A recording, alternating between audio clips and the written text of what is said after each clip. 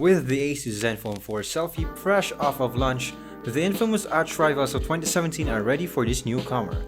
This is triple threat number 1.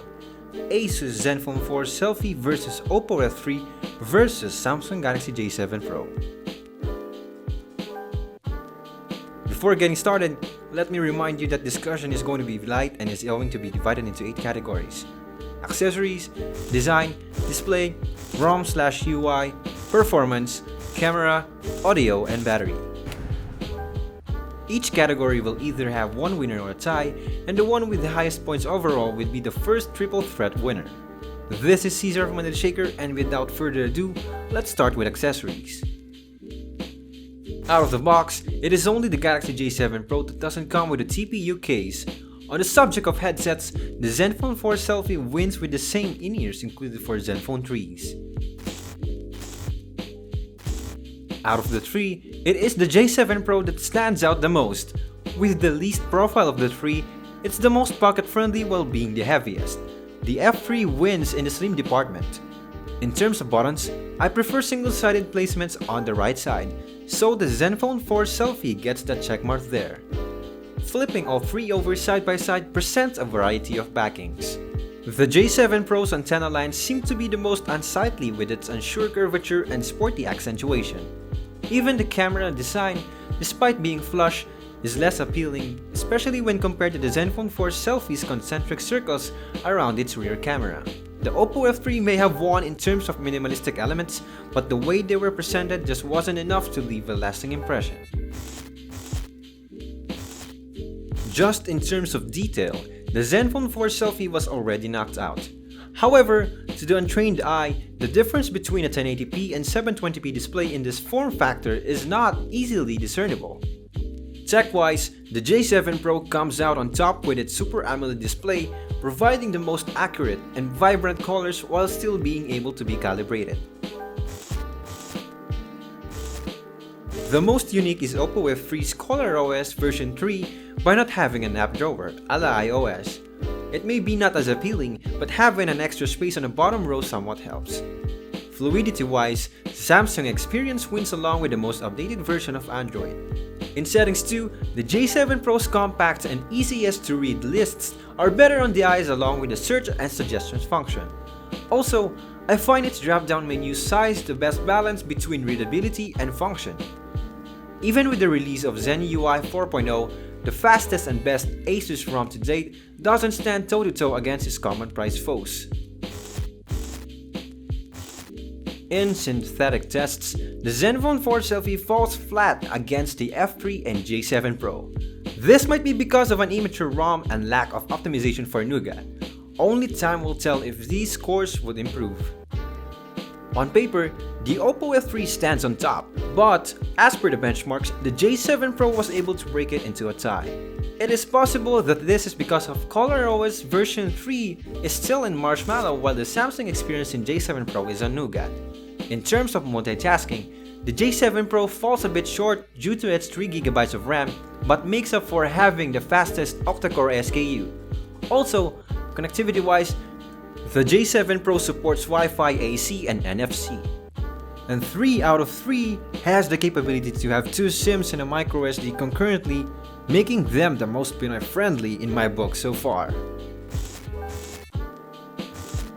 Speaking of UI, while all offer a good balance of quick access options, I find the Zen UI 4.0's refreshing and well-balanced UI provides the best user experience out of the three. Reviewing camera specs, the outstanding difference there is the lack of a front flash for the OPPO F3. I will kick things off with the rear camera. Under daylight, the Zenfone 4 selfie produces the most vibrant image and, might I add, the coldest. Blue shadows are the most prominent while still preserving the whites. Only the J7 Pro and OPPO F3 are competing head-to-head. Details are OPPO F3's, but exposure is the J7 Pro's. All may be 1080p capable, but under the right circumstances, J7 Pro snags the first place.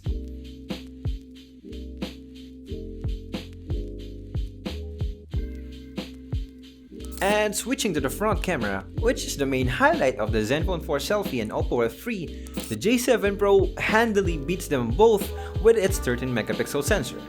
Also, the whites are preserved the most on the J7 Pro's day shots. What it lacks is a secondary wide-angle lens in which the OPPO F3 is best at. However, it isn't sufficient to say that the J7 Pro's tedious wide selfie mode loses against the competition. Noticeable differences are then found in the front camera video samples like this one, with the OPPO F3 providing the most colorful one, and the J7 Pro providing the most detailed one, while keeping the faithful whites. The Zenfone 4 selfie being the least in both detail and color department, while still having the most faithful whites. Before we get into the two subcategories, do note that I use Power Amp as the player and a pair of KZ ZS3s as my IEMs. I generally listen to rock, jazz, and progressive music. Talking about speakers, the ASUS Zenfone 4 selfie produces the one with the most room volume.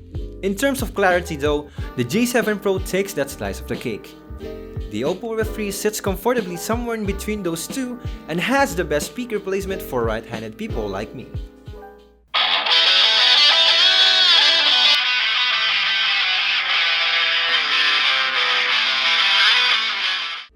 Despite the lack of built-in DAC, my ZS3 performs similarly on all three.